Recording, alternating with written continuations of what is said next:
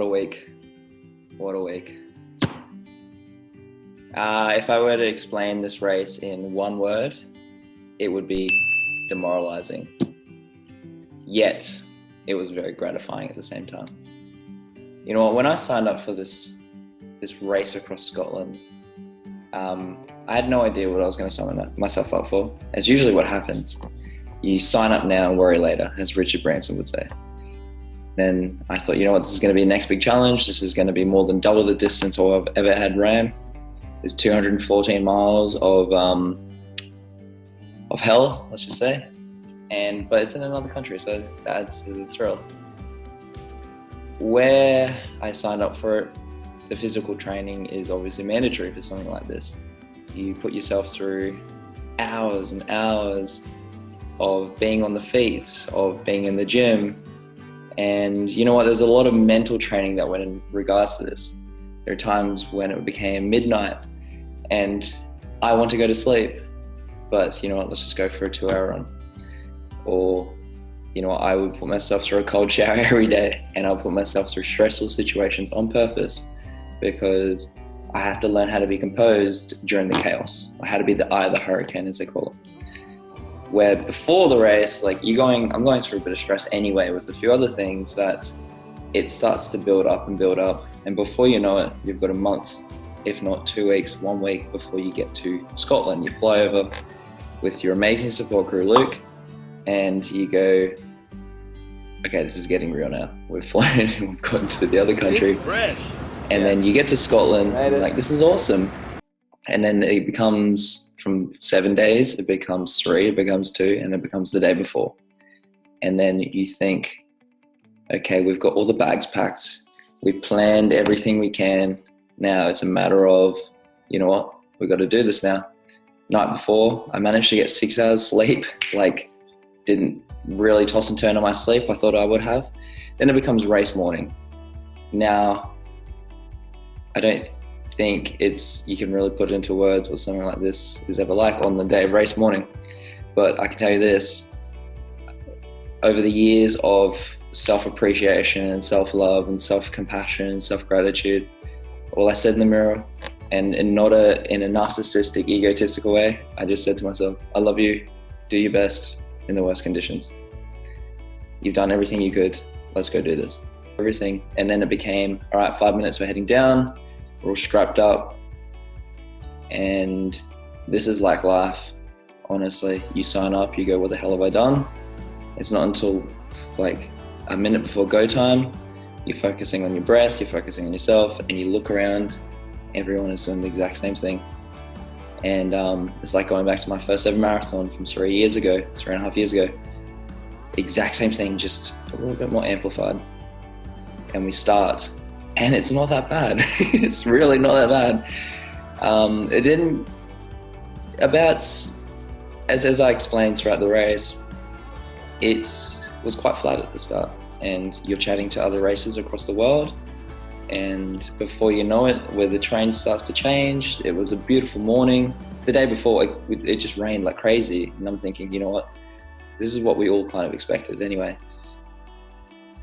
It's not until when you reach that 70k mark when you go, okay, we're probably about a fifth of the way in. All right. And it's not until you get to the checkpoint of 75 kilometers and you go, you know, I feel pretty good. Like, it's been raining on us all day, and so on and so forth. But that's when you see your first checkpoint, and that's when you see Luke, my support crew. This is when it's getting a bit real now, because this is when the first time you see someone, a bit of dopamine kicks in. You see the race crews. You also see how the other runners are coming along now. The other runners, it's a bit of a myriad of emotion between the mix. Some people are hurting a lot. Some people are, like, you wouldn't even tell they just ran. And for myself, I was fine. My feet were a little bit sore, but that was obviously predicted. Bit of food, whatever. And then, and I should say this, checkpoint 1, checkpoint 2, I passed, like, I did it a lot quicker than I thought, hours ahead, because I go many hours. Then this is when it got real. From here onwards, this is when it gets full on. So after checkpoint 3, going into the night, it was a 30-kilometer stint, I believe it was, or 32 kilometers. It's all fine at the start, and then before you know it, it's up, down, and then we're getting super muddy. And it was like a kilometer before we get in. I remember I bumped into a gentleman who stopped because his kidneys aren't working. So he's got someone on his way. He said, you know what, I didn't expect this straight in. And you're also hearing about the people that were predicting to coming first, the top 4 guys, have pulled out as well. And it's like, oh no. If they won a 200-mile last year and they're already pulling out 80K in, it becomes quite incredulous. Self-doubt kicks in because it's just everything starts to, plus your mind is playing tricks on you at this point, and then your body. I'm feeling fine actually. 100K in, baby. 245K to go. Oh my God. Look where I am. It's about 8:30 at night. This part is not runnable. I could, but there's too many like misleading ditches in this thing. See you soon. It wasn't until I rocked up at 106K in, which is checkpoint 4, that it says well into the night. It must have been 11 o'clock at night. So we've been on the feet since 6 a.m. Do I go to sleep? I try to get 30 minutes. I get 10 because the body's shaking and it just kind of it's running on adrenaline as well. This is when afterwards I decided to keep going. It's now 12:15 because we obviously spent a bit of time at checkpoints. This kind of started to break me, this one. When you are going into the night, midnight, it's a 42-kilometer stint. It ended up being 47. I got lost maybe 3 or 4 times. I'm climbing over barbed wire fences because I would have to trek back a kilometer to go around the gate properly. And I said, you know, screw that. I'm just going to go over the barbed wire fence now. And I lost, this would have been, oh my God, at 2 a.m. It is incredibly cold. It is super windy. This is how windy it was and cold it was. I had to take off my rain jacket to put a thermal on, and I had to put the jacket in between my legs or else the jacket would have flown off. And it's foggy, it's desolate.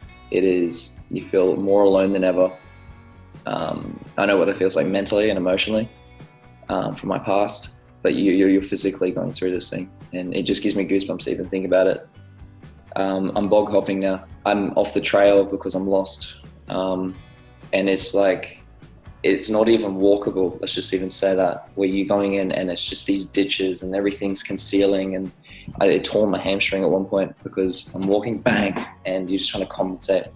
Before you know it, it's like 6 a.m. It's been 24 hours and the only rest I've had is, you know, besides the checkpoints, like sleep, about 10 minutes, try to get half an hour. Body just doesn't want to sleep. I left the checkpoint at about 12:20. It's 6:05, and that sucked. The last 6 hours really sucked. I was really questioning my sanity, and part of it wasn't even walkable. And it's raining. It's super cold. Had to chuck a thermal on. My hamstring is in quite a bit of pain. My legs are fine walking up these hills, but I'm actually at the steepest section of the climbing here.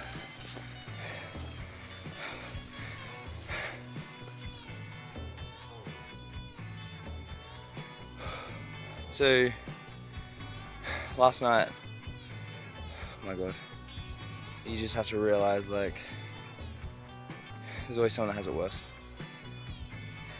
At that point, it's so desolate. You feel so alone. You go to turn around, you can't see anyone. You can't see the path.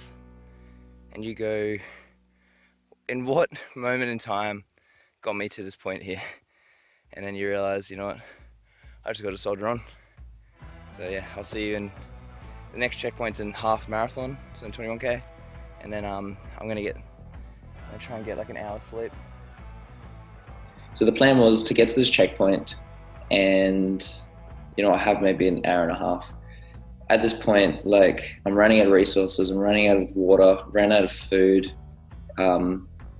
Alright, so checkpoint 5, waiting for Toph. He's probably about 2 hours away. This is called doing the washing. I've just done the clothes, hung it all up in there. Now I'm doing these shoes in that little tiny bit of water because this checkpoint has no tap. And you know what, I need to go to the toilet too, but I got nothing with me. So it's just kind of like, it's a bit of survival when you're out there. It's not until you get to the checkpoint. And my guy, Luke, he said he saw everyone from grown-ass men breaking down in tears to support crews screaming at each other to race directors yelling at each other. It's very emotional for everyone. It's not just yourself, and you realize it's not just me that's going through this stuff. You go in, you pass out. Now you look like a penguin trying to walk. You look like an ironing board trying to walk. You get a little bit of sleep. You knock yourself out. Try and get some food in you. Now you're eating anything and everything because you're just trying to get this calorie intake back in you because you're burning so many calories at every stint. And what you think 42 kilometers should, with that many hills and trails, whatever, you think would take you 8 hours, takes you like 11. You're off onto the next point where your support crew goes, I'm sorry, man, I have to wake you up because you have to go again. This is without doubt the hardest part of this job. Having to go into that van and waking him up when he is literally snoring. And I've got to say, buddy, you got to get up and you got to get moving. Here we go. Okay, because we're not even halfway yet. And this was when I first started questioning my sanity. At this point in here, you are walking to just get some movement, get the blood flowing back in your legs, but it takes you 3 kilometers to get anything going. I remember about 10 people passed me, and that really kind of psychologically messed me up a little bit, because I said, I was hours ahead of these people. Yes, I had a bit of a sleep, but now they're just like flying past me. There was this big hill, and you know, you have to kind of stop and look at and smell the roses and kind of look where you are, because you have to be grateful that you're like, it is incredibly gratifying that you are where you are, because there's not many people get to see this through the Southern Upland Way. I stopped looking down a hill and I look at my feet and I said, please do not pull out this early, because I was ready to quit. I'll admit I popped an ibuprofen, like a muscle relaxant, kind of, it's like paracetamol pretty much. And only because I was in that much pain, and I was only going to do that as an emergency. And look, you can take painkillers throughout the race if you have to. It's all good. No one's here to win money. No one's here to, like, you know what, you're just there to conquer and do something that I've always wanted to do. Within like 8 kilometers, that painkiller must have kicked in. 100 miles in, or 101 miles in. 101 miles in. So we've got 113 to go. You know what? 4 miles ago, I was questioning my sanity. I was like on the verge of breaking down because my left leg is in a bit of pain. I popped an ibuprofen. I don't really do that, but that's like my emergency, you know what, that muscle relaxant. This seemed to fix. This race is really testing me. Anyway, about to rock up to checkpoint 6, and then there's 6 more checkpoints. Sorry, halfway. This is a quick one. The next stage is 30 kilometers. So I'm gonna trek that one through the night. As soon as I get in, I'm going for a quick sleep. Beautiful day though. This is the only stage where my feet haven't got wet.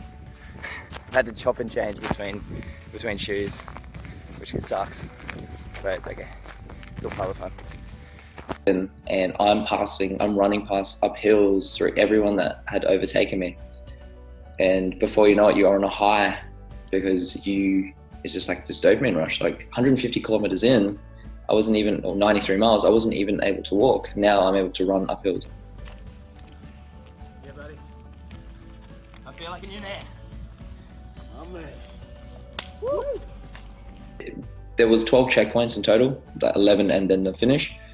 Before you know it, you're dealing with like anywhere between 25 to 47 kilometer checkpoints. So there was a 13 kilometer, and that was my favorite because it was the only one that my feet didn't get wet. That's the other thing too. It's like every season in the day, mainly raining, mainly cold, mainly wet, mainly muddy. and this really messes with your feet when you get wet feet. It's not like any other trail run or any other 24 or 100 miler where it's a lot more flat or it's a lot more dry, let's just say that. That night going in, I'm hallucinating because on 40 hours sleep, 40 hours on the feet, I'm going off an hour and 40 minutes sleep max. I'm tripping balls. I'm hallucinating like crazy because your mind's playing tricks on you because you lack of sleep. I'm seeing Venus flytraps like from Super Mario when they're really just sunflowers. I'm seeing people up ahead that I think are people that I want to like stay with. They're really just trees, and it's just non-stop, and it's up, and it's down, and your joints are in a lot of pain because it's just impacts. It's just up, down. Halfway of this 214-mile ultramarathon. Look at this. I had to run down that. Now, where to go up? The videos never do it justice. It's been like that the whole time. Up, down. This is a 32-kilometer stint, and then I'm getting some sleep tonight because I need sleep. At this point, I'm ready to break down. I kind of did like a little bit. I screamed at the top of my lungs because I like pretty much tripped and fell. I was 5 kilometers. Actually, no, it worked out to be 7 kilometers because I don't know if the race directors did this on purpose to kind of mess with us a little bit more, but they pushed what they said it was. It's a little bit further. But if it was easy, everyone could do it, right? I remember I called my support crew. I don't know how I had some perception, and I said, "Luke, I need you to meet me earlier, and I need to crash in the van somewhere." And because I'm running on 0 sleep, so he met up with me. I think I had maybe 3 hours of that. And the next morning, like I've got many blisters. He's popping everything. He's making sure the pus doesn't hit him. It's just built up of blisters, disgusting. And I end up running to the checkpoint, all good. My feet are so fat and my ankles are so fat because the compression socks I was wearing caused like a mushroom to explode on my shins, pretty much. That was interesting. When I rocked up to that checkpoint, I'm seeing runners eating like copious amount of McDonald's because they just think calories. I'm seeing runners looking like they've got crazy arthritis. Everyone just looks very broken, and we're well into day 2 now, so we're about 50 hours in. Heading into that day, it was great at the start because it was quite flat, and now this was also one of my favorite legs, as even though we're 2 days in, this was a 36-kilometer stint. And this is the thing, like checkpoints are like just under a marathon before you see someone. Let me get straight. Like a marathon is usually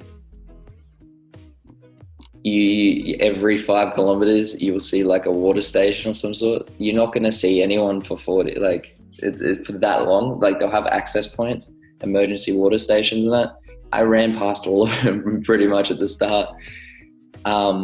It's flat. It gets to a point where you see like a mountain of stones, and you sit like, there was one point where I was sitting on this mountain of stones and I'm passed out with my phone in my hand, and 2 runners go past me and they just crack up laughing because it's something they would probably do. You got to do like 8-minute sleeps now. There was these little bothies that like, what's a bothy? A bothy is these little mini huts and they've got sofas, and you lay on the sofa and it's like a cloud. I passed out for an hour and a half in one of them. I woke up next to a Spanish dude and we smashed out the rest of that checkpoint. I ran for 8 kilometers straight because it was just road. Anything road related. I'm never gonna like make fun of road ever again because I always like, oh, trails are for me. I'm never gonna run road. No, you're like grateful to see road because it's just of the bog hopping. And you're at this point running to that checkpoint. I was doing like sub 6-minute Ks, which is not that quick, but like actually I think it was like 5-minute Ks at one point. You're flying because you just want to get to the checkpoint, and even though your body's in a lot of pain, you're just super hungry and you just want the race to be over. I tried to, throughout this entire race, I tried to really appreciate the process of it. It's not even about to me, it doesn't even matter what happens at the finish. It's like what happens throughout the journey. And it's like with anything. If we can use arbitrary numbers here, let's just use 5% at the start, 5% at the end. You've got 90% in the middle. Appreciate as much as you can in the middle, or else what's the point of it? What did you learn during that? And this is where human connection was a big one for me, because I'm by myself for 97% of it. Because I'm by myself from, like, at the start I was with people and I'll bump into people, but then they'll want to do their own thing or whatever. That's totally fun. I'm with the Spanish man and this guy from Britain. And we decided to, like, you know what, we've been together by ourselves, let's just stay together. And this is 230 kilometers into the race now, I think 121 miles, I think it would have to be 143 miles. We decided, you know what, let's just finish this thing together. That way we can stay together, we can work on this together. And now we're running, at first we all had 12 hours of spare time to make it before the 100 hours. Now we haven't got that much time and we have to move quick so we can get to the checkpoint. Well, the only way for me now is to run, and I'm running up hills because I have to force myself to, but my body is like better than that, than walking. It was weird because I'm walking too slow, but I'm running at a right pace. I'm not eating at this point. Like I had made sure, like, a regime of constantly eating, constantly drinking. I didn't eat in that one stint. And when my support crew saw me, he's like, you need to eat, man, or else you're gonna, like, it's gonna kill you. And I think that did really break me. It wasn't until we met up with Luke and I'm with the two other gentlemen. They didn't have a support crew. And I said, you know what, we're all going to pass out in the van for 30 minutes. And we did. It's 2:23 in the morning and here they come. They're just coming in. 19 Ks into the 33. He's going to have a quick half an hour sleep and then back into the last 14 K to checkpoint 9. From there, I think we've got this in the bag. And now, before we know it, it becomes 5 a.m. Tuesday. This is 71 hours into the race. 71, almost 3 full days. I made sure I didn't use my phone for social media the whole time. I use it if I need to get in touch with Luke. Hey, I'm going to be this far away. Can you make sure can you get some pineapple, or can you get some sort of food or whatever? Like, a certain food I was craving. Almost like a pregnant woman, I sound, don't I? We bumped into a gentleman 71 hours into the race. Now he knocked himself out pretty much. He banged his head, and we don't know if he ran into something, if he tripped over and smacked his head. Whatever he did, we found him, and he could have been out there for 5 hours, 10 hours. We don't actually know. We just know he had a big lead on us. So we stayed with him because this is kind of like, no one knows where this man is. He has a GPS tracker, but people thought he may have been sleeping. No, he was kind of like knocked out, and he tried to put his space blanket over him, but you're meant to wrap yourself like a burrito almost, and it is a foil blanket, so you do look like a burrito. But about that much of gap that he's not wrapping around himself, so his body heat is actually escaping. It's cold and cold ass Scottish mountains, open, foggy, windy, coldy, rainy. So we all played a part, right? The boys wrapped him up. They put him in a sleeping bag. I'm the only one with a working phone. We're calling the race director. Can you stay with him? Absolutely. We'll give you extra time. Awesome. We can still finish this race. We can still help this guy out. So we waited about 3.5 hours. I thought it was going to be maybe 2 max. The medic's coming. We're communicating by whistles. I never ever thought I would ever be using a whistle in a race for something like this. This guy is shaking like crazy. I'm with the Spanish man. I'm with this British guy. I've only known for maybe 6-8 hours. We're spooning each other in the middle of the nowhere because we got to stay warm ourselves.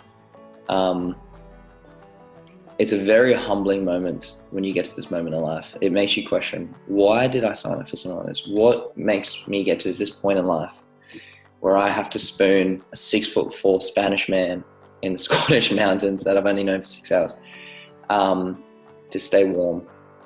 You know what, my space blanket wasn't even big enough. So plus we're sleeping on rocks and we're on an angle, and actually I think maybe we've got like 15 minutes sleep in that time, just trying to doze off, whatever, not really getting sleep, but just shivering my ass off. My body was seizing up relatively quick.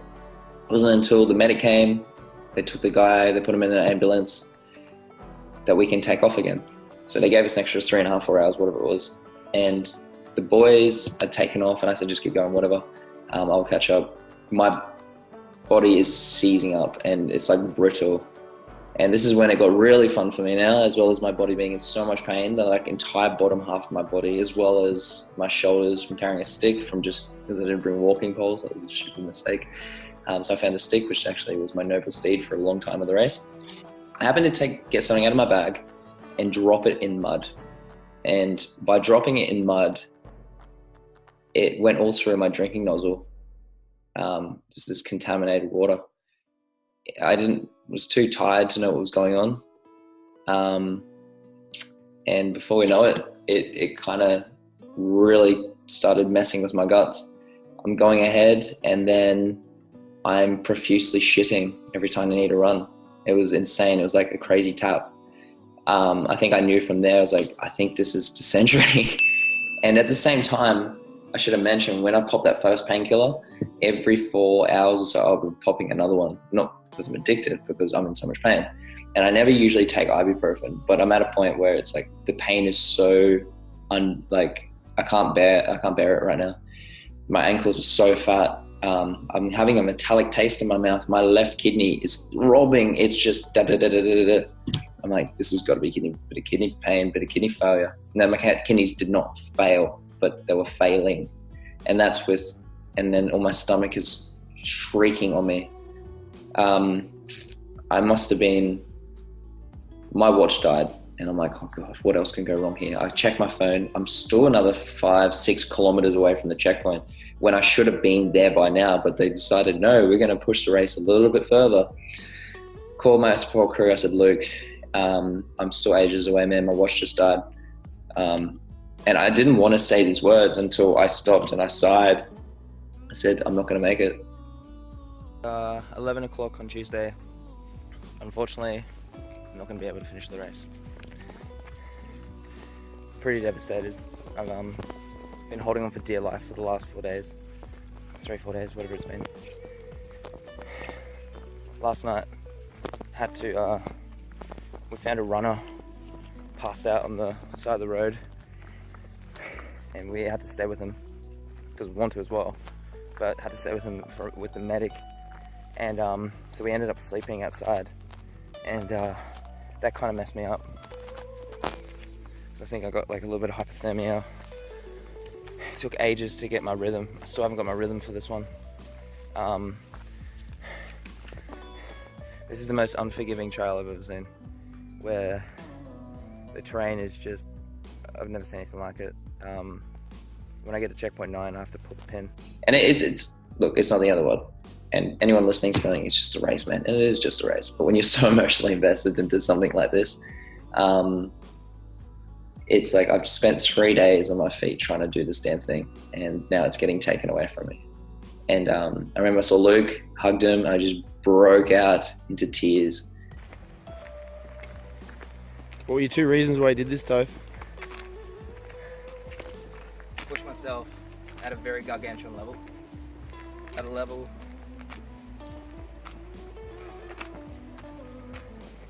how do I say this? At a level I didn't think was possible.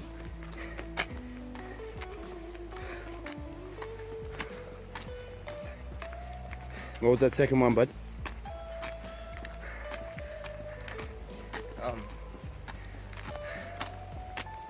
And I'm still going off the first one. Well, throughout that race, I would keep going. Physical pain isn't as bad as emotional pain.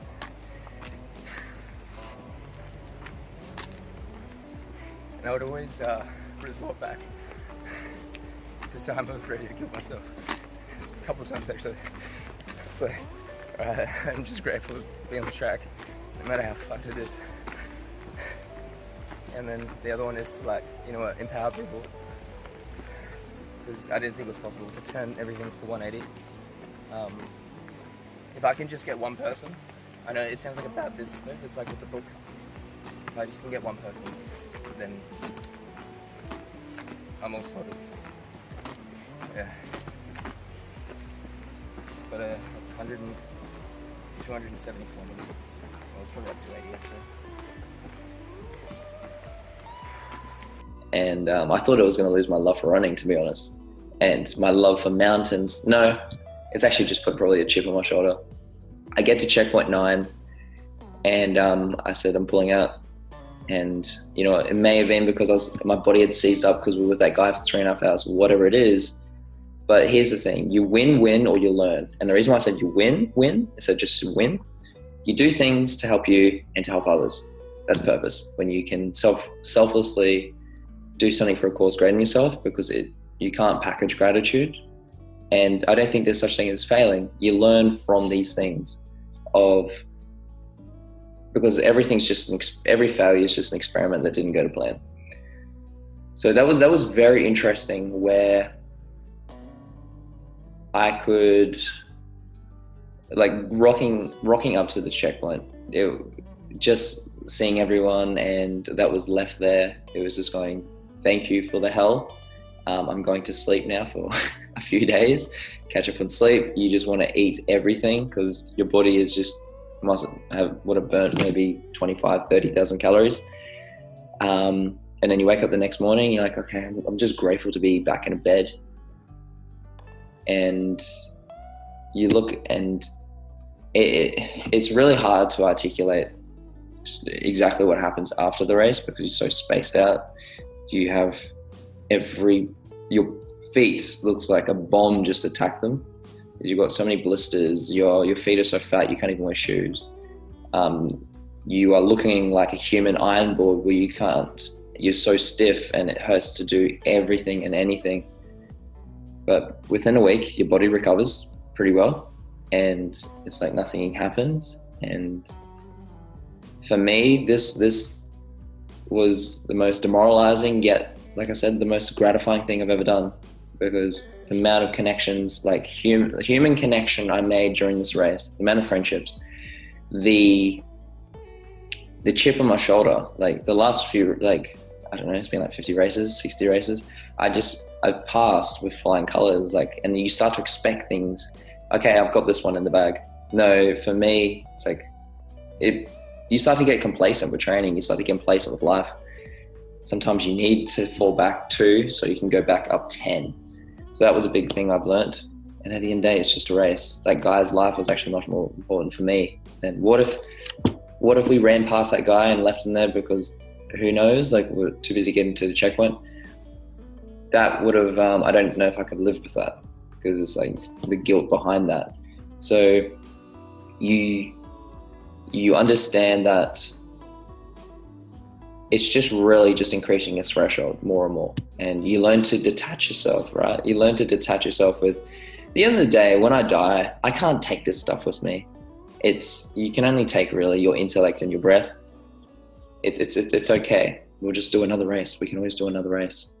Look, you don't get the buckle or anything like that, but who cares? It's okay. Would I ever run? People ask me, would you ever run across another country, or would you ever sign up for a race like that? Absolutely. That's the thing. Yeah, in the moment you go, and this is life. The lows feel lower than ever because you're condensing everything into such a short amount of time, 4 days, 5 days, whatever it was. The lows feel lower than ever. The highs feel higher than ever. But when you can overcome something like that, it is the most,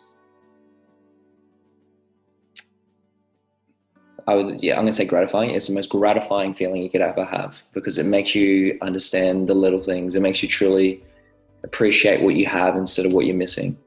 And at the end of the day, I've got loving family, caring family and friends. I've got a roof over my head. I've got my health. Everything else is just a bonus. So it was an incredible journey, and I could not do this without a few key players that helped be a part of this journey, right? I have my man, Luke Wharton, who is my support crew. I love you, bro. This has just really solidified our friendship to a whole nother level. and I could not do this without you. I have my strength coach, Graham Rundle. Man, you helped my body. I really invested into the strength training because I wanted to have ox legs instead of baby legs, and that helped me immensely. I have the SUMO group, Saran and the team, who helped back a little bit of funding.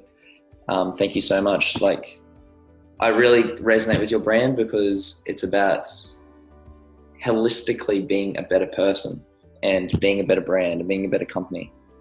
I think that's important, where you can live life with intentional purpose. You know what? There's Marcus Millard and the financial group. You guys, I honestly could not do this without you guys as well. And what you do to achieve and to help people, especially in the financial industry. It's absolute honor to have this team of people behind the journey. And the last lot of people I want to actually thank is the support and the community behind me, because community is what helps you overcome obstacles on a collective basis, right? Like, as a solo, you can sing the chorus. When you have a whole collective, you can be the whole orchestra. Hey legends, people that know me know that I don't sit still very well. So I'm out doing my daily 5K and it's raining again. So I'm waiting for Toph. He's only about 4 hours away yet. So I also wanted just to put a shout out on behalf of Toph and myself. Just the wicked messages of people following the journey, and it's just so uplifting. And I do show Toph those posts, those messages that you guys send, and it really, really makes his day when he comes in. Whether it was my family back home, whether it was the people on social media, whether it was my friends and family across the world, I truly love all of you. It even got to a point where I had to pull out 174 kilometers in the race, so in checkpoint 9.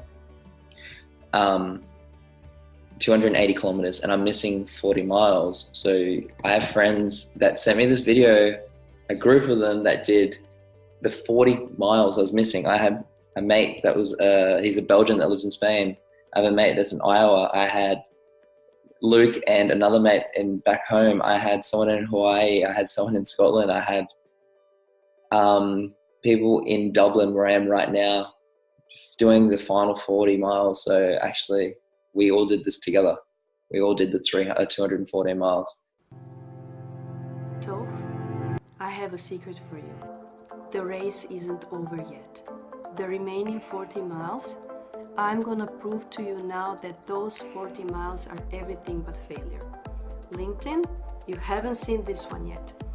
This is the power of true LinkedIn connections. This is the power of LinkedIn community. This is the power of human spirit. Toph, you have been giving to us for so long, in so many different ways, and we are so grateful. So now it's time we did a fraction of it. Just watch. Toph, my brother, you have broke your own limits numbers of times, and you've done an exceptional job. Let the LinkedIn fam now finish the race for you. Every mile that you've done out of 200 was a win for you.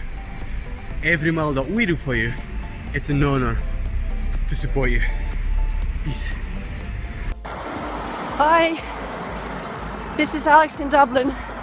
Toph, these are my 3 miles for you, buddy. See ya. Hey Toph.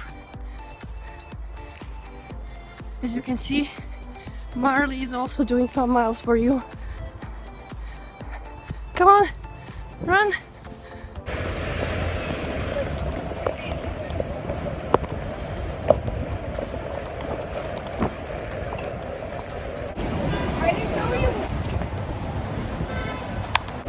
One New York City mile for Toph.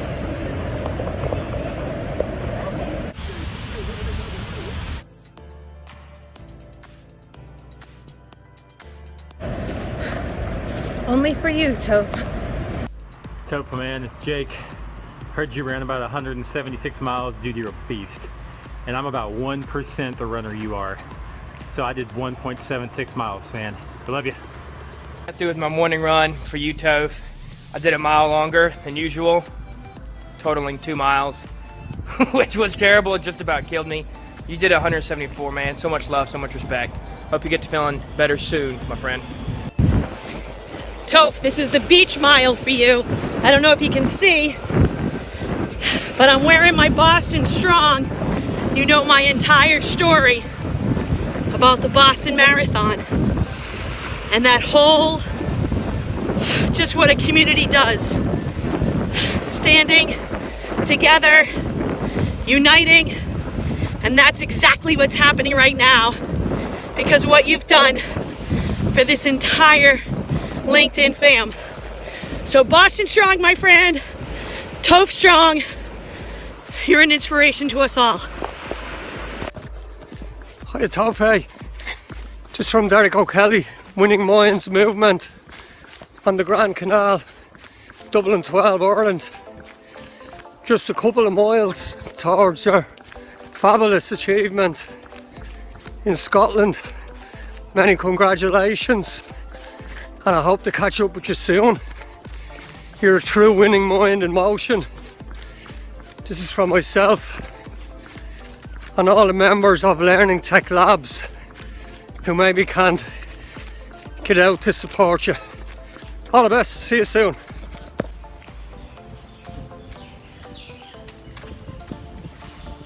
Hey Toph, it's Anna. You are such an amazing inspiration.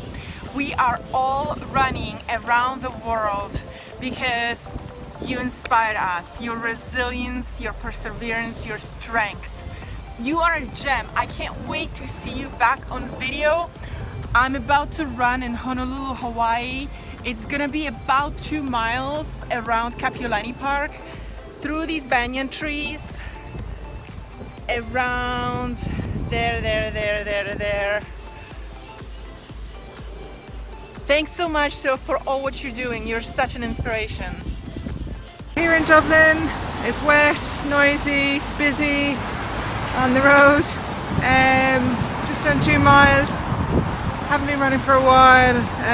Do the gym right, but haven't been running for a while, so inspired to start again. It's good for the brain. Anyway, Toph, amazing what you've achieved. I'm glad to do a tiny bit of a contribution here for you. See you soon. Bye. Cried a little bit at the house before coming here. Toph, my brother, I love you. I'm gonna knock out these 3 miles for you. You know, you couldn't complete it today, and that's unfortunate, but your practical resilience movement and everything you touch is just such a blessing to this world. All right, you take care, my brother. I'll see you soon. Love you. Bye. Toph from Barcelona with love. I'm out in the morning. It's 6 o'clock in the morning. It's me and the dogs. I'm starting my run. For you, buddy. All right, Toph. I'm on my way home, and I'm thinking, if you can't do it, I am going to do it.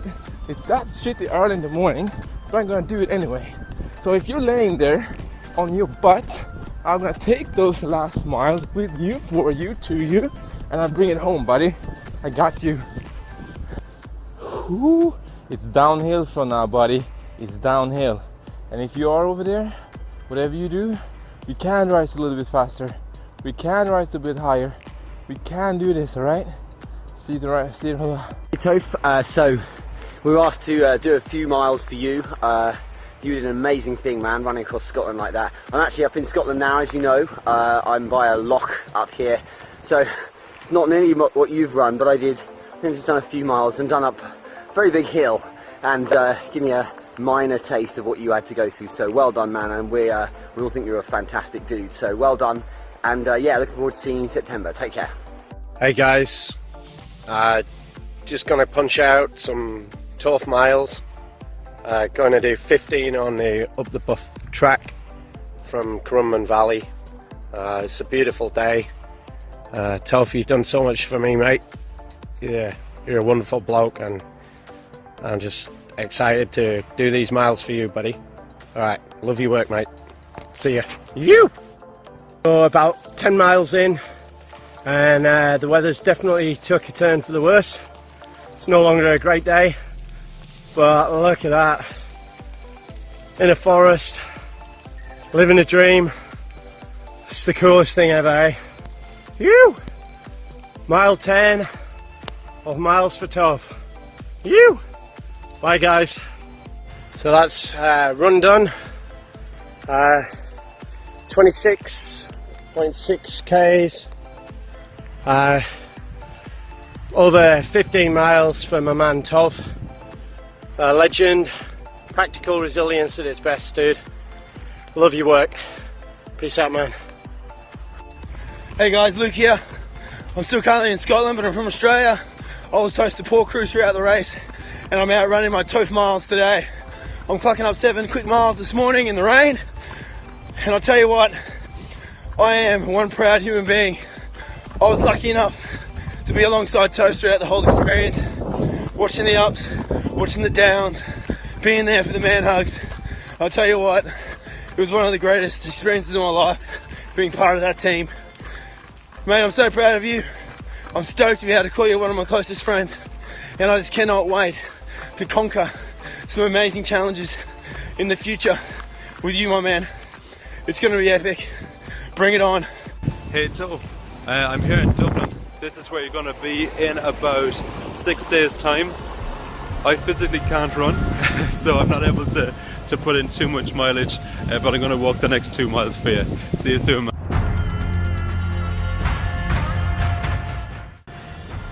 So I love you all. Thank you so much. It has been an absolute pleasure to be part of this. This has been the biggest, toughest challenge. I know there's going to be another challenge coming up that I'll probably do that's going to absolutely scare the shit out of me. But you have to have that stuff, because that's where the growth comes from. And those points of absolute utmost vulnerability where you start questioning your sanity, but there's also a level of inner peace that comes from that when you learn to be the eye of the hurricane when everything's failing on you and everything feels alone and desolate. Inner peace comes from that. But yeah, it's been an absolute journey, and stay strong and have a great day on purpose.